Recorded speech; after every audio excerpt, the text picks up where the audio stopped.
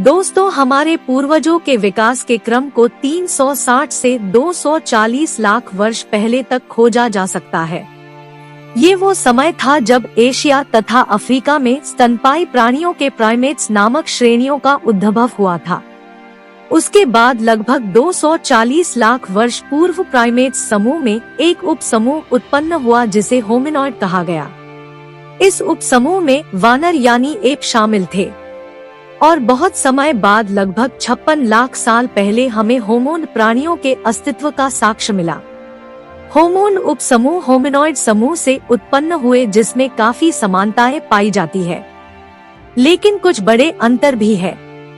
दोस्तों, आगे बढ़ने से पहले हमारी आपसे विनती है कि आप हमारे चैनल को लाइक, शेयर और सब्सक्राइब अवश्य करें, जिससे कि हमारी टीम आपके लिए आदिमानव से जुड़ी सभी घटनाओं को एकत्रित करके एक वीडियो के माध्यम से आप तक पहुंचा सके। तो बिना किसी देरी के बढ़ते हैं वीडियो की ओर। दोस्तों, होमिनॉइड का मस्तिष्क होमोन से कुछ छोटा होता था। वे चौपाई थे, यानी वे 4 पैरों से चलते थे, लेकिन उनके शरीर का अगला हिस्सा और अगले 2 पैर लचकदार थे। इसके विपरीत होमोन पिछले 2 पैरों पर खड़े हो सकते थे। उसके हाथ विशेष किस्म के होते थे जिनकी सहायता से वे औजार बना सकते थे और उसका इस्तेमाल भी कर सकते थे। इन 2 प्रकार के साक्ष्यों से हमें ये पता चलता है कि होमोनिडो का उदय अफ्रीका में ही हुआ था। पहला कि ये अफ्रीकी वानरों यानी एप्स के समूह होमिनिडो से संबंध बहुत गहरा है। दूसरा साक्ष्य सबसे पुराना जीवाश्म जो ऑस्ट्रालोपिथेकस वंश के हैं। वे पूर्वी अफ्रीका में पाए गए हैं और उसका काल समय लगभग 56 लाख वर्ष पूर्व का माना जाता है। इसके विपरीत अफ्रीका से बाहर पाए गए जीवाश्म 18 लाख साल से अधिक पुराने नहीं हैं। होमिन होमिनाइड परिवार के सदस्य होते थे। इस परिवार में सभी रूपों के मानव प्राणी शामिल थे। होमिनिड परिवार के मानवों के अनेक विशेषताएं थी, जैसे मस्तिष्क का बड़ा आकार, पैरों के बल सीधे खड़े होने की क्षमता, 2 पैरों के बल चलना और हाथ की विशेष क्षमता जिससे वे औजार बना सकते थे और उनका इस्तेमाल कर सकते थे। होमोनिडो को आगे कई शाखाओं में विभाजित किया जा सकता है। इन शाखाओं को जेनस कहते हैं। इन शाखाओं में ऑस्ट्रालोपिथेकस और होमो अधिक महत्वपूर्ण है। इन शाखाओं में प्रत्येक के कई प्रजातियां होती है। ऑस्ट्रालोपिथेकस और होमो के बीच कुछ बड़े अंतर उनके मस्तिष्क के बड़े आकार, जबड़े और दांतों के संबंध में पाए जाते हैं।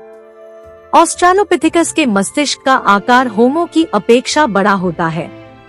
जबड़े अधिक भारी होते हैं और दांत भी ज्यादा बड़े होते हैं। दरअसल इन प्रजातियों को वैज्ञानिकों द्वारा जो नाम दिए गए वे सभी लैटिन या यूनानी भाषा के शब्दों से ही बने हैं। आज यह नाम इसलिए भी दिया गया क्योंकि मानव के आदि रूप में उनका एप यानी वानर अवस्था के अनेक लक्षण बरकरार रहे, जैसे होमो की तुलना में मस्तिष्क का अपेक्षाकृत छोटा होना, पिछले दांत बड़े होना और हाथों की दक्षता का सीमित होना। उसमें सीधे खड़े होकर चलने की क्षमता भी नहीं थी क्योंकि वह अभी भी बहुत सा समय पेड़ों में ही गुजारता था। इसलिए उनके अंदर पेड़ों के ऊपर जीवन जीने के लिए आवश्यक अनेक विशेषताएं अभी भी मौजूद थी।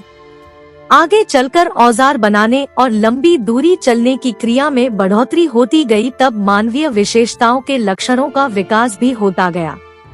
आदिकालीन मानवों के अवशेष को भिन्न भिन्न प्रजातियों में वर्गीकृत किया गया। इन प्रजातियों को अक्सर उनकी हड्डियों में पाई जाने वाली रचना के आधार पर एक दूसरे से अलग किया जाता था।